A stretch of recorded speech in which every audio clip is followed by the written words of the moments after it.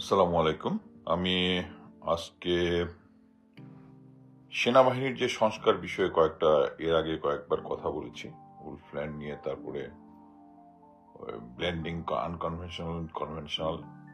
এই তৃতীয় পর্যায়ে আমি বলবো, আপনারা জানেন কিনা, সেটা হচ্ছে সেনাবাহিনীতে একটা পদ আছে, সেটা হচ্ছে এটা ছিল আগে রিলিজিয়াস টিচার।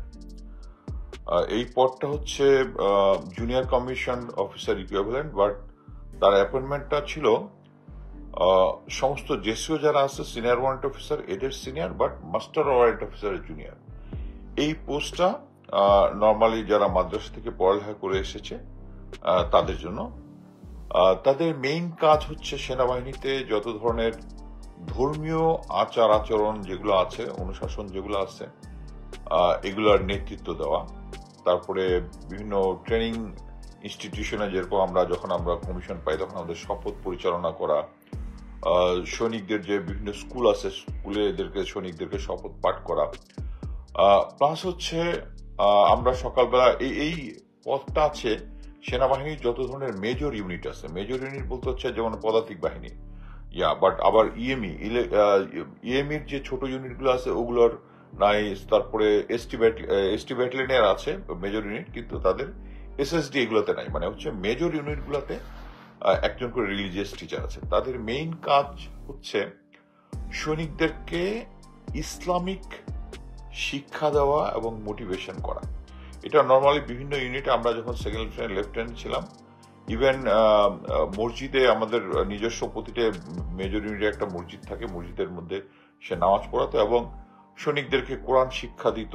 যারা বিভিন্ন ধর্মের যে কোনো ধরনের কোশ্চেন আছে, তারা গিয়ে যেত সৈনিকদের বিভিন্ন ধরনের ফ্যামিলিগত সমস্যা, পারিবারিক সমস্যা, তার কাছে যেত।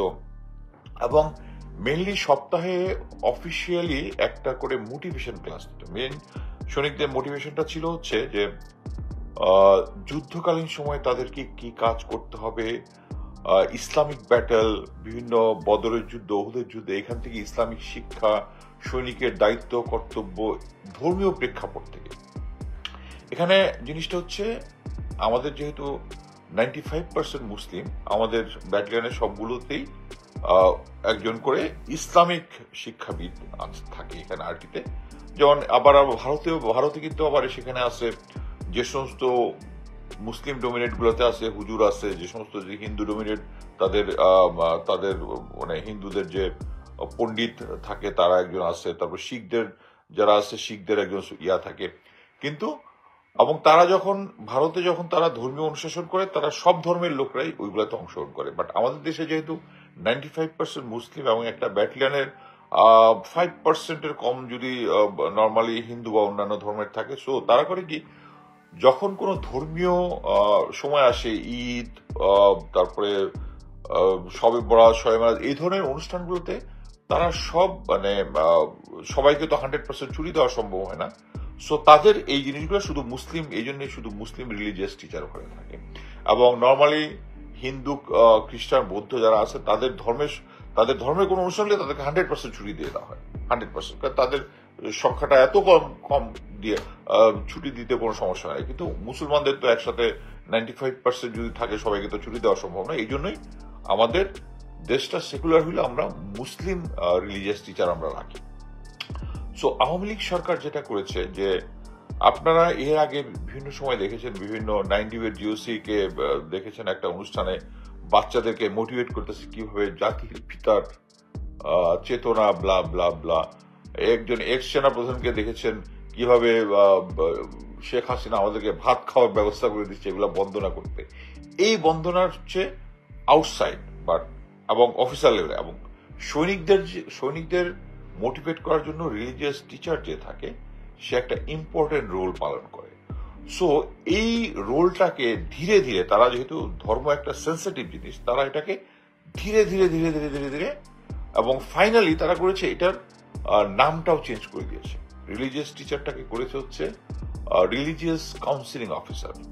সো নামটা একটু অফিসার ভাবো আসলো, একটু তারাও খুশি হলো। এবং এর সাথে সেনা সদরের পিএ ডাইরেক্টর থেকে এদের কি করতে হবে না করতে, এটার একটা লিখিতভাবে দিয়ে দিয়েছে। যেমন কখন কোন খুতবা কোথায় পড়তে হবে, সপ্তাহ মানে বছরের কোন সময় কোনটা, এটা একটা সেট করে দিচ্ছে। এটা ভালোভাবেই দেখা যায়। But at the same time পরবর্তীতে যতগুলা অন্যান্য যে জাতীয় দিনগুলো আছে, 26শে মার্চ, 16ই ডিসেম্বর, 7ই নভেম্বর এবং বিভিন্ন অনুষ্ঠানের মধ্যে যখন এটা নিয়ে যেমন যেমন জাতির পিতার জন্মদিন, তারপরে জাতির পিতার তৎকালীন জাতির পিতা আমি বলতেছি, তারপরে হচ্ছে 15ই আগস্ট, এইগুলা দিনে মোটামুটি এই রিলিজিয়াস টিচাররা কি পাঠ করবে না করবে তা একদম সেনাবাহিনী থেকে বলে দিয়েছে। যে পরবর্তীতে সেনাবাহিনীর যে কোনো একটা অনুষ্ঠান হলে ওখানে শেখ মুজিবের বন্দনা, শেখ হাসিনার বন্দনা, তাদের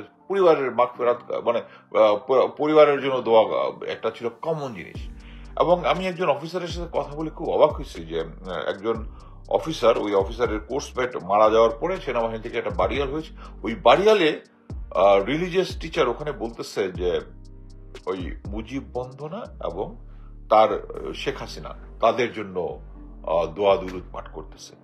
মানে পুরা আর্মিটাকে মোটামুটি একটা মানে শেখ পরিবারের ভাড়াটে সৈনিক বানায় ফেলতেছে।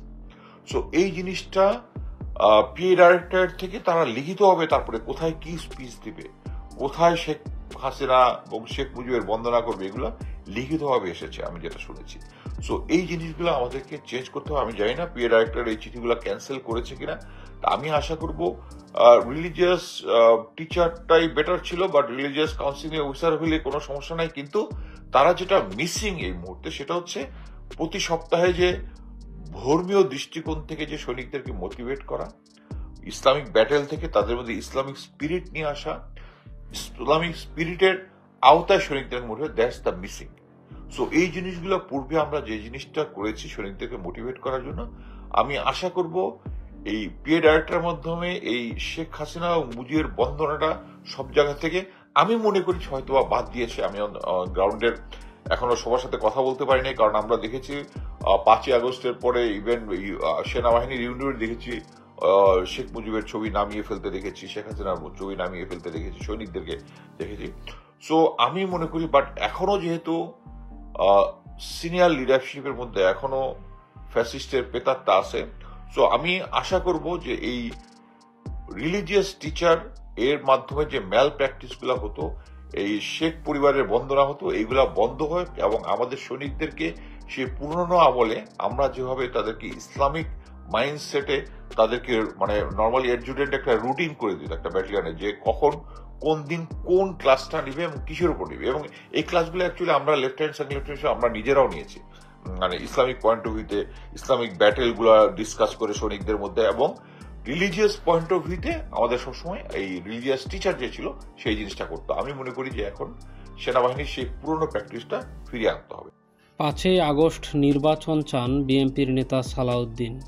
দক্ষিণ এশিয়ার স্মরণীয় দিন, যে দিন ঐতিহাসিক গণ অভ্যুত্থানের মাধ্যমে শেখ হাসিনা সরকারের পতন হয়েছে, এই দিনটাকে স্মরণ করে রাখতে 5ই আগস্ট নির্বাচন দেওয়ার দাবি জানিয়েছেন বিএনপির স্থায়ী কমিটির সদস্য সালাউদ্দিন আহমেদ। বুধবার রাজধানীর জাতীয় প্রেস ক্লাবে বাংলাদেশ জার্নালিস্ট অ্যাসোসিয়েশন আয়োজিত জুলাই গণ অভ্যুত্থান, গণমাধ্যম ও সাংবাদিকতা শীর্ষক আলোচনা সভায় তিনি এ দাবি জানান। অন্তর্বর্তী সরকারের উদ্দেশ্যে সালাউদ্দিন আহমেদ বলেন, কয়েকবার আমরা সরকারে ছিলাম, বিরোধী দলে ছিলাম এবং 40 থেকে 45 বছর নির্বাচন প্রক্রিয়ার মধ্যে আছি। তাই আমরা বুঝি কতদিনে নির্বাচন দেওয়া সম্ভব। তাই আমরা বলছি, নির্বাচন করার জন্য নির্বাচনী আইন ও প্রাতিষ্ঠানিক সংস্কার শেষে দ্রুত নির্বাচন দিন। সালাউদ্দিন আহমেদ বলেন, নির্বাচন বিলম্ব হয়, তাহলে কেন বিলম্ব হচ্ছে সেটা জনগণকে জানাতে হবে। সংস্কার কমিশনের রিপোর্ট পাওয়ার পর 15 দিন পার হয়ে গেছে, এখনও রাজনৈতিক দল ও বিশেষজ্ঞ দলের সঙ্গে আলোচনা হয়নি। আমি আশা করব দ্রুত আলোচনা করে একটি সিদ্ধান্ত নিতে হবে। প্রিয় দর্শক, এতক্ষণ ধৈর্য ধরে ভিডিওটি দেখার জন্য আপনাদেরকে অসংখ্য ধন্যবাদ। সবাই সুস্থ থাকুন, ভালো থাকুন।